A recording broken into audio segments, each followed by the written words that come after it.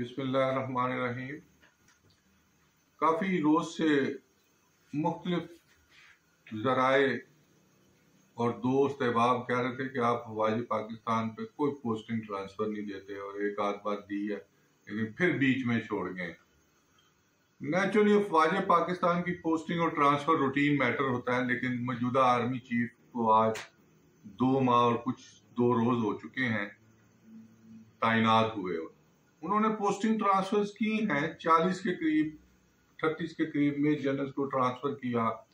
इसी तरह उन्होंने 8 से 10 लेफ्टिनेंट जनरल्स को आगे पीछे किया और 2 को प्रमोट भी किया। मेडिकल कोर के सबसे सीनियर मोस्ट, जैसे वो खुद सीनियर मोस्ट थे, उन्हें आर्मी चीफ बनाया गया। इसी तरह मेडिकल कोर के कुरैशी साहब को निगार साहबा की रिटायरमेंट के बाद मेडिकल कोर का सर्जन जनरल बनाया गया।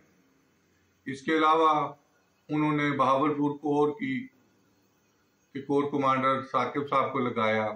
टोटल 27 इस वक्त लेफ्टिनेंट जनरल हैं, 27 लेफ्टिनेंट जनरल है, और एक मेडिकल कोर का सर्जन जनरल है और एक नम्स का मेडिकल कोर का 29 लेफ्टिनेंट जनरल है।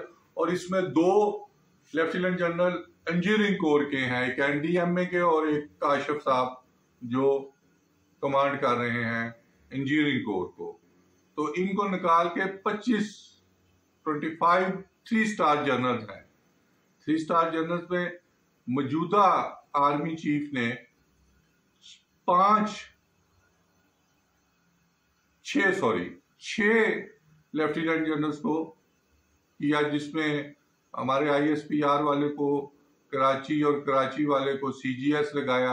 इसी तरह नुमान जकरिया को चीफ ऑफ लॉजिस्टिक्स और शाहिद इम्तियाज को कोर कमांडर पिंडी, और जो थे प्रमोट हुए लेफ्टिनेंट जनरल उनको उन्होंने जॉइंट हेडक्वार्टर में तैनात किया।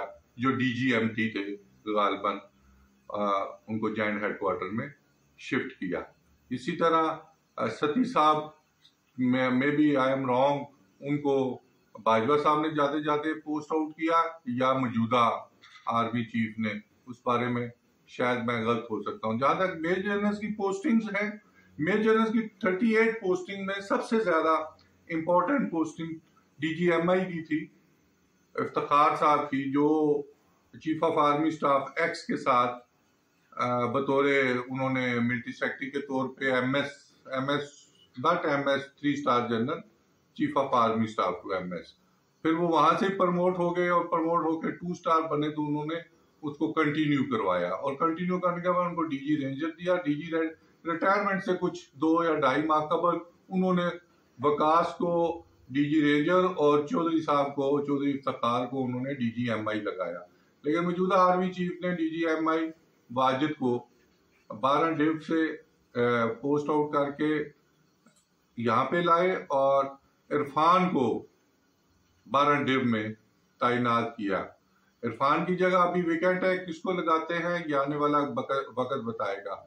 इफ्तिखार को उन्होंने PMA काकूल का कमांडेंट लगाया और PMA काकूल के कमांडेंट उमर बुखारी को उन्होंने VOCGS 1 लगाया।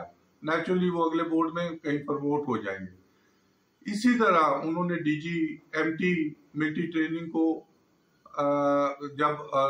जो 3 स्टार बने, उनकी जगह उन्होंने DGMT को तब्दील किया। उनका शायद गालबन नाम असद नवाज है।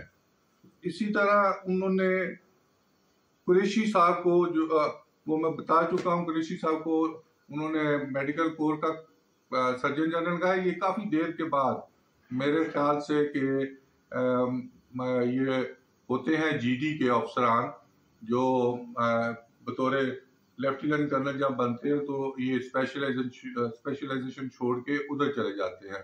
काफ़ी देर के बाद उन्होंने ऐसे अफसर को लगाया जिसको कमांड का वसी तजर्बा है। कुछ हमारे दोस्त कह रहे हैं कि अभी मजीद पोस्टिंग ट्रांसफर होंगी। मजीद पोस्टिंग ट्रांसफर वो जो मौजूदा आर्मी चीफ करेंगे, 6 अहम पोस्टिंग ट्रांसफर होंगी, लेकिन वो फरवरी के एंड में या मार्च के शुरू में, क्योंकि 3 लेफ्टिनेंट जनरल रिटायर होंगे और 3 लेफ्टिनेंट जनरल वो मजीद तैनात करेंगे और उसके बाद वो अपनी टीम को एक जामा जो होता है कि वो पूरी तरह उनके लगाए हुए बंदे होंगे और वो उन्हीं बंदों से कमांड करवाएंगे। देखते हैं कि chief of army staff Irfan Malik की जगह इंपॉर्टेंट पोस्टिंग पे किस मेजर जनरल को तैनात करते हैं या प्रीवियस रिकॉर्ड की नजर करते हैं कि चीफ ऑफ आर्मी स्टाफ के साथ ब्रिगेडियर एमएस के तौर पे काम करता है, एमएस के तौर पे वो 1 स्टार को कंटिन्यू करवाएंगे या 2 स्टार को इरफान साहब की जगह लगाएंगे। शुक्रिया।